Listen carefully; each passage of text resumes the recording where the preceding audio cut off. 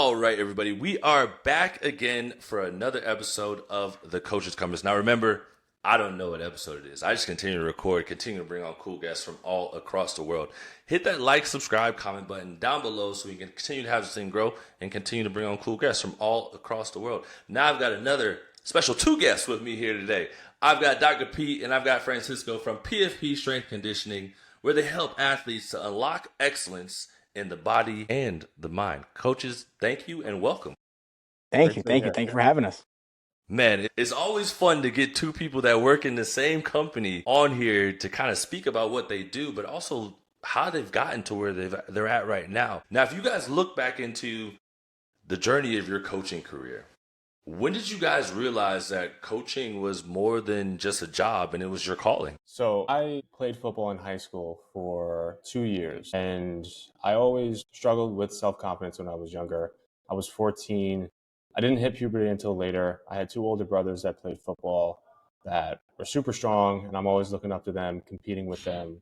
So lifting for me was always a safe haven. It allowed me to see the fruits of my labor and seeing myself build muscle. But it came with a double-edged sword in junior year where I got hurt lifting, trying to play football. And it led me down a path of 10 years of excruciating lower back pain to where I couldn't sit in class, was very uncomfortable. I was always in pain, to the point where I decided to figure out how to fix it in my February break. And that got me involved in anatomy, physiology, biomechanics. And it really unlocked my divine purpose in life, where if I can get myself out of pain and I can feel what that's like, I can do that for so many other people. And now combine that with the fact that throughout my 4 years of high school, I saw myself transform from a body perspective. That gave me a ton of self-confidence.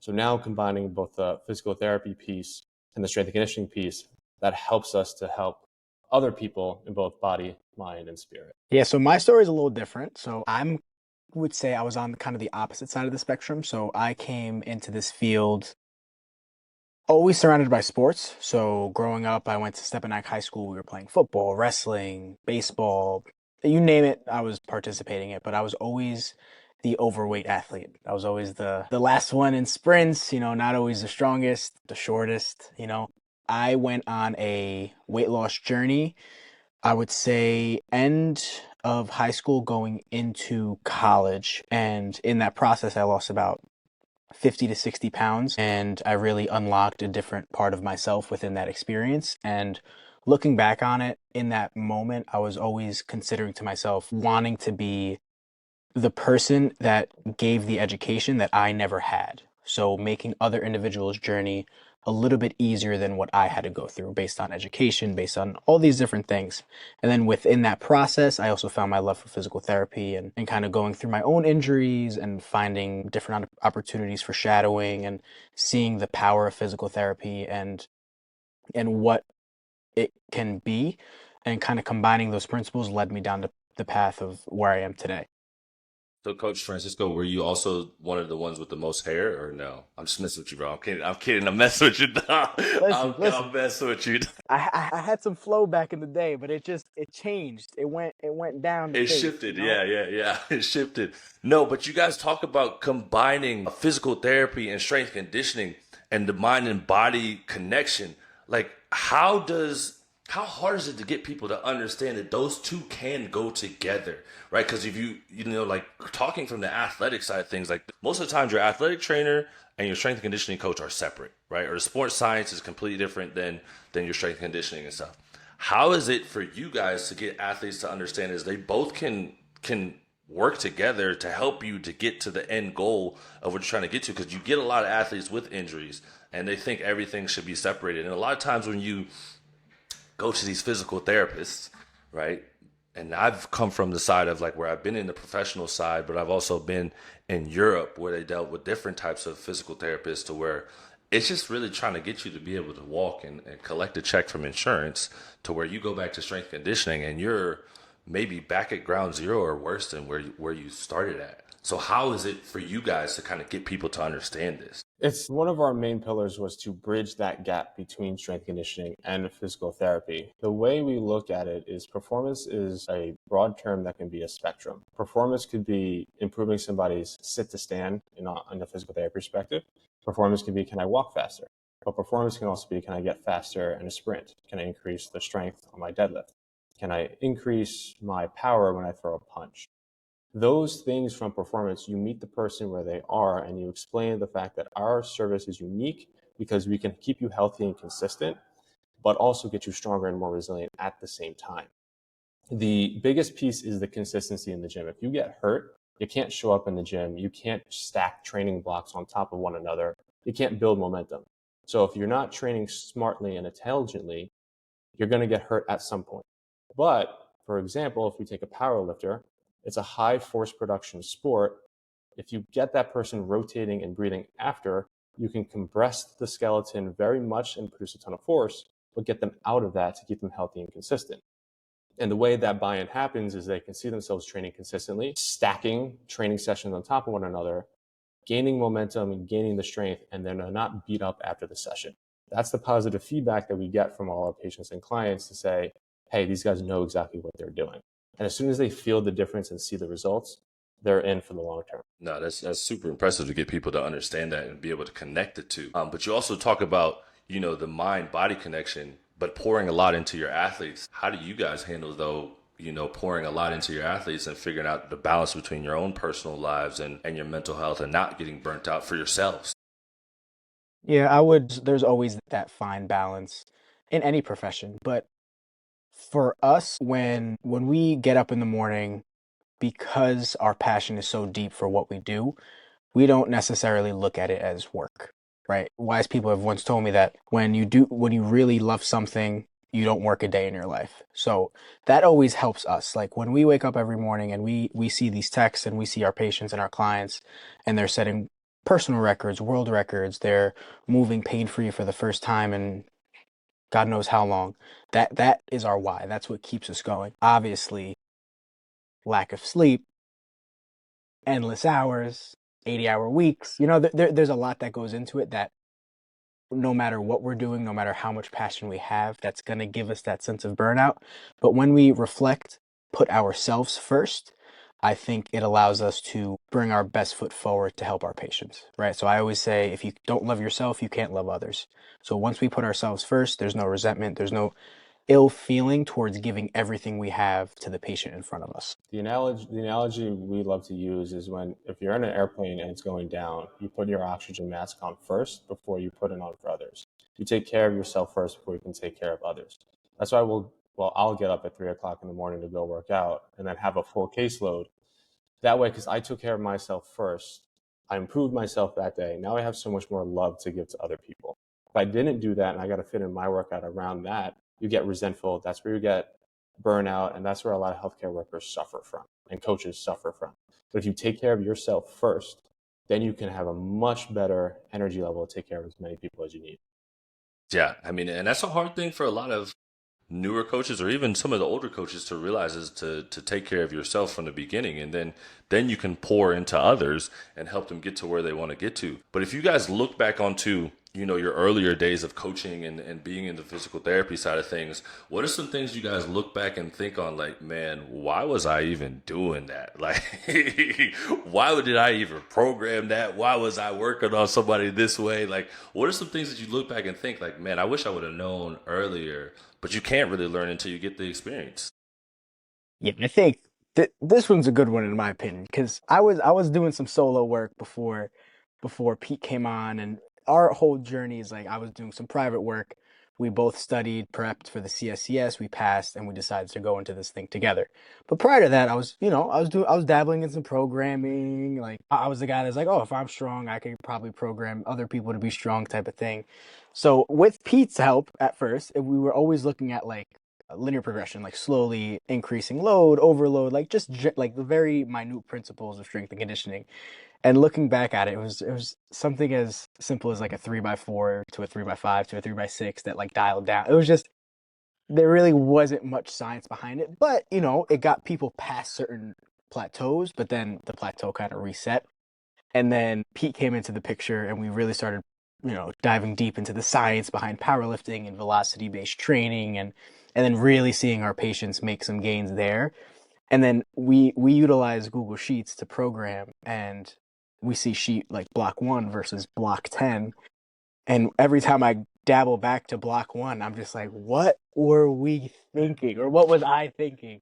But it's cool to look back on it and be like, wow, we really did come far. We utilized research-based principles and educational values, one of our core pillars as well. So it's cool to look back on, and it's something that we pat ourselves on the back because it's that quality care that we like to offer. And then I would say for me is having absolutely no clue what autoregulation is. So when I was training in college, I was just working a little bit and taking classes. So I can go bananas, I can go full Neanderthal mode and lift heavy and not have any repercussions. And then once I got into graduate school and I tried to do that, or towards the end of undergrad, it didn't work. And I was trying to program other people too the same way. It's like, yeah, just go hard all the time. It's like, no. It doesn't work like that. Your body's going to break down. You're going to get hurt. So that's where we have to learn the hard way. And a good analogy that I like is if you're a lumberjack and you're constantly chopping wood, at a certain point, your axe is going to get dull. You got to take a step back, sharpen your axe, come back and be more efficient. So the concept of always going hard isn't always the best thing. We need a deload week. We need to take that time off. And as an 18, 19-year-old kid, I didn't know anything about that. I just kept going hard. But that's why your lifts kind of just sputtered out. But if you take that time to step back, you can then take 2 steps forward. Beyond those, wins, scholarships, PRs, bringing people back from, serious injuries, how would you guys define success as? Question. That's a good question. I would say spending a full hour with someone and giving them your full presence. Because in an advent world of AI where everyone can get the information, everyone can just look up, go to YouTube, find a bunch of stuff, you can't really be blessed with a one-on-one interaction where someone actually cares about you, where you feel that interconnectedness combined with the skill sets. That to me makes somebody smile. That to me makes someone feel better. That shows that we're in that person's corner, and that love that's shared between those two people in a genuine way allows everything else to follow suit from that. So whenever I can be with someone and show someone that amount of attention to detail from a personal perspective, but also our core pillar of quality care, everything else just follows from that. And I know some days when I'm on and some days when I'm off, I need to find a way to get on so that way that person can feel loved, that relationship happens, and that's how people stay for the long term. Doesn't really matter what happens in the interim, as long as that trust is built, they will stay with you consistently over time, and then that's when the results will happen. Yeah, I'm with Pete on that one. When I think of success, I like to think of community, culture, passing on everything that we've learned into the community that we've built, I think is very powerful because we help these individuals find their own tools. They have the tools. We just help them unlock them, right? We're a very minute piece of a very big puzzle. So when I think of success, I like to look at the gym that we're working at and see all of the people or members of that gym doing movements that we've programmed, not only them, but other individuals. And it's a culture of long-term, just healthy movement patterns, keeping people healthy for a long amount of time. It's not just the individual we're working with, but it's the community that we're building at the same time. Because when you look at the fitness community, there's a lot of toxicity behind it and who could lift the most, ego this, ego that. But to do something, so to do something that is true, honest work that keeps individuals healthy for a long period of time, I think that's when I'm very happy and feel successful in what we do. Because at the end of the day, we don't end up only just being coaches. We end up being somebody's therapist because we hear about it all. Because you guys probably hear even more being physical therapists, dealing with some of the stuff, the injuries that people are coming back from. You guys really get to hear the nitty and gritty and really get to know these people. But if you look at, the strength and conditioning world, what's a hot take or a controversial conversation that you guys have about it all? All right, so I'll time it here. So when you're squatting, like when we were studying for the CSCS, they will always throw in that you have to be arched and extended when you're squatting. To us, we want to be able to stack the rib cage on top of the pelvis so that your diaphragm and your pelvic floor can be stacked like a soda can, so you can create enough intra-abdominal pressure under the load that you're lifting. Lordosis isn't necessarily a bad thing or it isn't a good thing, but any deviation under load is going to cause discomfort in the lower back. If you are in that arch position in a high bar position or when you're deadlifting, extension was theoretically the safer option to be in, but the better thing is, can you create enough pressure in your midsection to lift anything that you're lifting?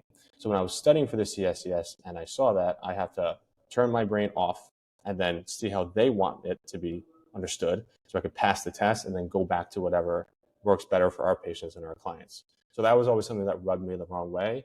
And even understanding that and having to teach people that is kind of something that we're kind of pushing against. Yeah, that's a tough one. Yeah. I can see the hairs in the back of y'all's head just standing up, like talking about. Because I mean, even if you think about the old school strength coaches, because I still hear it nowadays to where like when people are doing back squats and stuff, it's like, hey, eyes up, and like you got to have, and I'm like, oof, man, that's gonna be painful down the road, man. Hey, coach, hold on. Let's just keep that a little neutral there, right? And let's try, yeah. So I get what you're saying, because has the book changed? No, I'm sure. Right. It's eyes up, chest up. Yeah. Yeah. Kill yourself. Yeah. But this next question comes from our a guest that we had on before.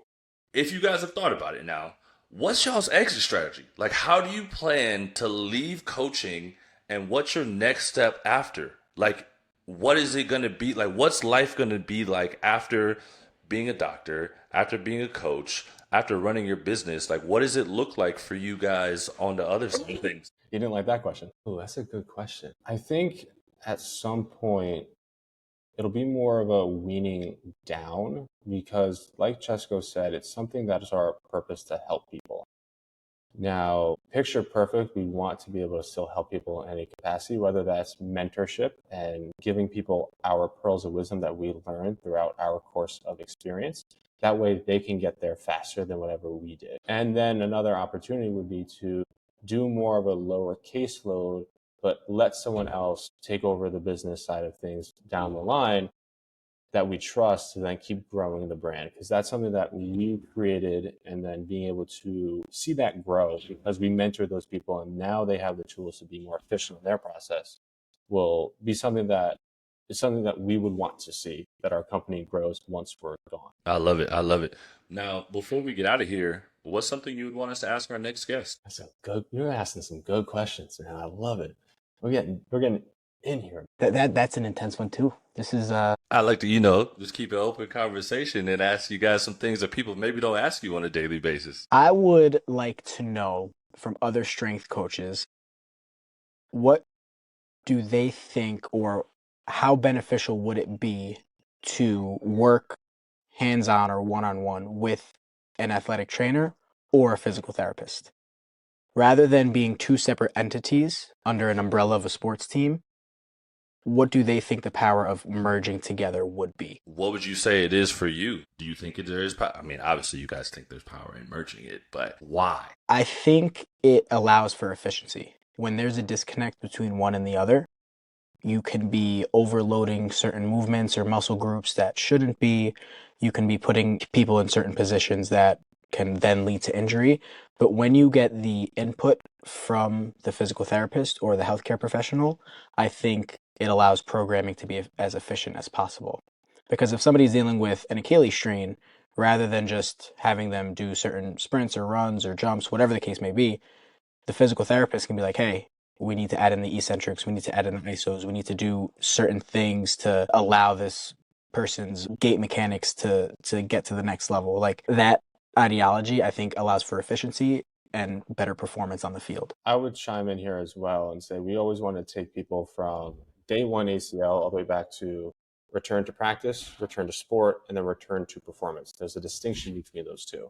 And an example from my first clinical was I worked with a bunch of patients with a stroke, CVA, and I used the cross-education principle from strength conditioning to elicit neural adaptations in their central nervous system to get force production back into their hemiparetic or affected side. Because force production is bilateral, so if I did an overloaded eccentric or an overcoming isometric on that healthy side, it got the nervous system to fire and they got their use of their affected side faster. So that's where combining the two meshes very well in either realm, using strength and conditioning into physical therapy or taking the physical therapy side and applying it in the strength and conditioning field. So they merge so well, and that's what we believe the value is. And I can agree with you guys, right? Now, this is coming from, if I think back on my athletic career, it would have been a lot better if the two communicated better, dropped the egos, and figured out that it's not about them, it's about the athlete, right? Because at the end of the day, right, our job is to make the athlete the best they can be so they can do their job, which is performing on the field. Right? It's not to how long can we keep them in the training room or how much weight can they push in the weight room. If it doesn't translate over to and they're not able to go out there and perform at their highest level, then their career eventually just ends. And it ends in a point to where there's a lot more to that career. Like you guys talk about for yourselves, like having injuries and everything like that, and what led you guys to where you are now. I think if every coach were to have that same mindset that you guys have, and where it's athlete first, at all times, regardless of what it takes or who it takes to speak to and work with, then we see a bigger change in the longevity of the life of an athlete. And this is just a old 33-year-old athlete speaking from myself and from experience that I would have loved if everyone had the same mindset of working together and doing whatever it takes to help me stay on the field as long as possible. So I want to say thank you guys for bridging that gap and doing what you guys are doing, because it's amazing to see and it's amazing to follow what you guys are doing because it's needed. And I can tell you from an athlete side, we're happy to have people like you in our corner doing what you're doing.